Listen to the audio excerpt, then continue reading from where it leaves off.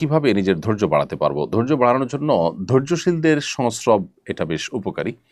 যাদেরকে দেখবেন যে অনেক সহনশীল, অনেক ধৈর্যশীল, অনেক চিন্তাশীল, সে মানুষগুলোর সাথে যত বেশি আপনার উঠা-বসা হবে, যত বেশি আপনার আসা যাওয়া হবে, তত বেশি ইনশাআল্লাহ বিদিনিল্লাহ আপনি তাদের দ্বারা বেনিফিটেড হবেন।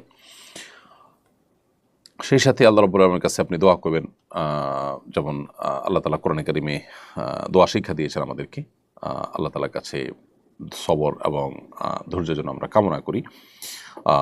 রব্বানা আফরিগ আলাইনা সবরা, হে আল্লাহ আপনি আমাদের প্রতি আমাদেরকে আপনি সবর দান করুন, সবর করার তৌফিক দান করুন। সেই দোয়া আল্লাহ তাআলার কাছে আমরা নিবেদন করব ইনশাআল্লাহ তাআলা। রব্বানা আফরিগ আলাইনা সবরা ওয়া সাব্বিত আকদামানা ওয়ানসুরনা আলাল কওমিল কাফিরিন, হে আল্লাহ আপনি আমাদেরকে সবর দান করুন। এটি কোরআনে কারিমে দুই জায়গায় আল্লাহ তাআলা উল্লেখ করেছেন। এক জায়গায় আছে রব্বানা আফরিগ আলাইনা সবরা ওয়া তাওফানা মুসলিমিন, হে আল্লাহ আপনি আমাদেরকে সবর করার তৌফিক দান করুন, বা সবর আমাদের কে দান করুন এবং আমাদেরকে মুসলিম হিসেবে মৃত্যুবরণ করার তৌফিক দান করুন। তাহলে দোয়াও আমরা আল্লাহ তাআলার কাছে করব ইনশাআল্লাহ তাআলা।